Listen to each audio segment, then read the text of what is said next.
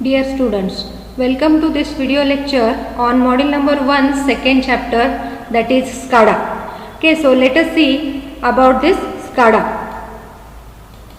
So, introduction. Let us see what is this SCADA. So, supervisory control and data acquisition is a combination of supervisory control and data acquisition along with the associated telemetry. They are used to control the equipment which is geographically dispersed. It consists of both hardware and software. SCADA systems have made substantial progress in the past decade in terms of their performances, functionality, scalability and utility. SCADA is only the supervisory control and does not include a full control system. In electronic power systems, most supervisory systems are meant to provide operators with sufficient information and control capabilities to operate the power system in a safe and secure manner. So, on this SCADA, we will be knowing more things.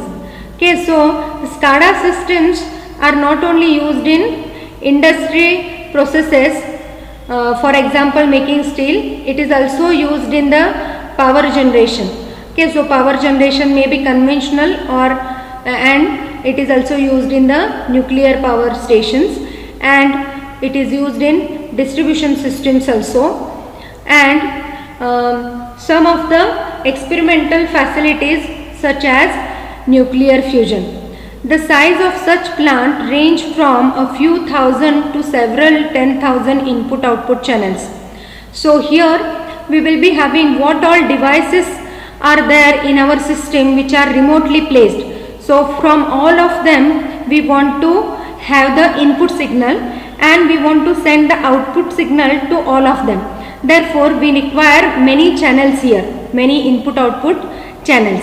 Okay, so about the size, it is mentioned here that the size of such plants range from a few thousand to several 10,000 input-output channels. Now let us see how the general SCADA configuration is there. Okay, so here we have a look of how our SCADA system will be there. Okay, so we can see it in the main parts. Okay, so this main part is called as a control center. Okay, then this is one of the important part of the SCADA. Then next we have the communication means we are using, and after that we have the actual field. Okay, so what I was discussing about the SCADA, we are going to focus on SCADA used in the electrical power systems. So in electrical power systems, it is widely spread geographically. Okay, so we will be having generating system, then transmission lines and the remotely placed loads we will be having. Okay, so over these transmission lines and near to the load or near to the generators, we want to have these are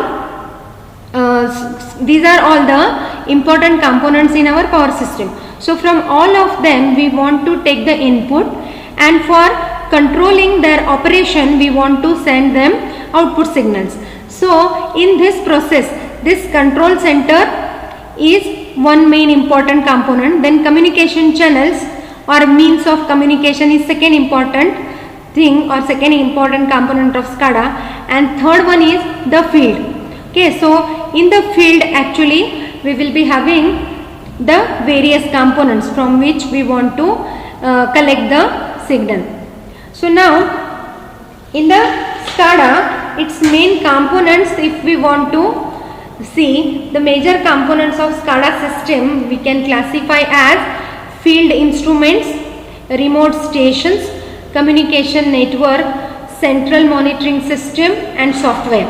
Okay, so these five are the major components of the SCADA. So field instruments are nothing but, so this refers to all the sensors and actuators that are interfaced directly to the equipment. They generate the analog and digital signal that are monitored by the remote station. Okay, so that is the field instrument.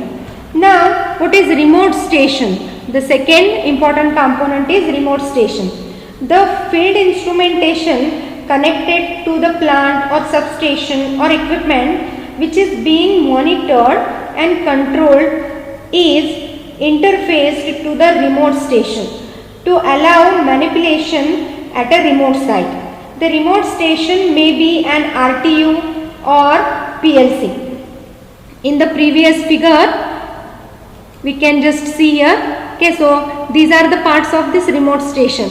Okay, so some of the SCADA systems may make use of RTUs and some may make use of these PLCs. Okay, so that is about, we are discussing about this remote station. Now, the remote station may be RTU or a PLC. The RTU is a computer with good interfacing for communication and flexible programmability. The PLC is used mostly in the industry.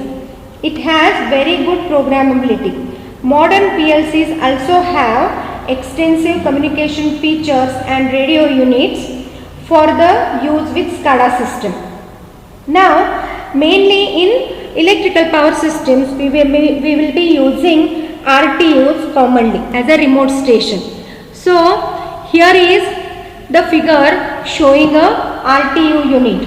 Okay, so commonly we are going to make use of this RTU as a remote station for our electrical power system.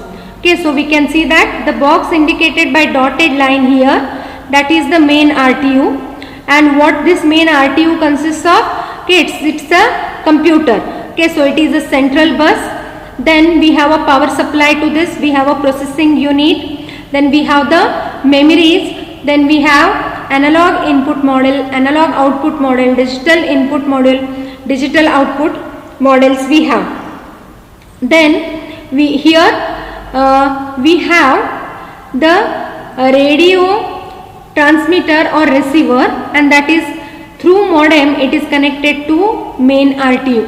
Okay, so whatever sensors or actuators are fitted in the field to the various components, from them we can take the signal from this radio transmitter or radio receiver, and through modem it will be given to the computer in the RTU.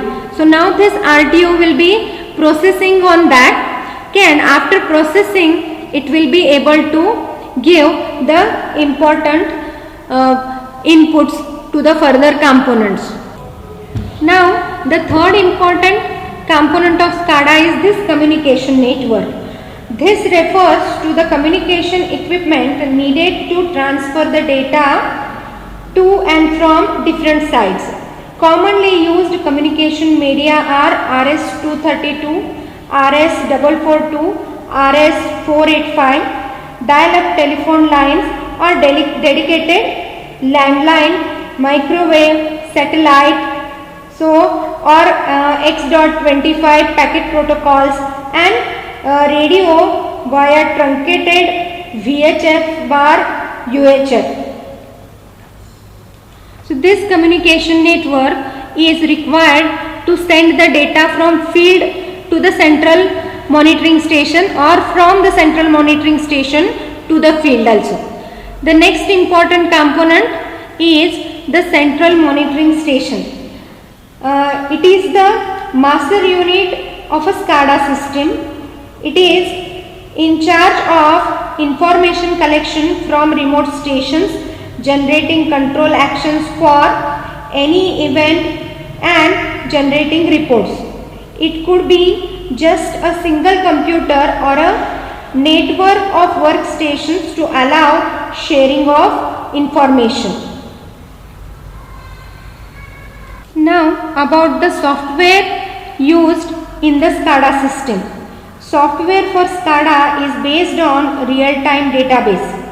The SCADA software is of two types, the proprietary and open. The proprietary software is developed by the companies to communicate with their own hardware.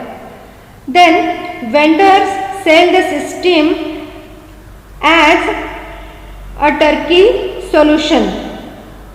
This makes the customer heavily dependent on the vendor. On the other hand, we have other type of software called as open.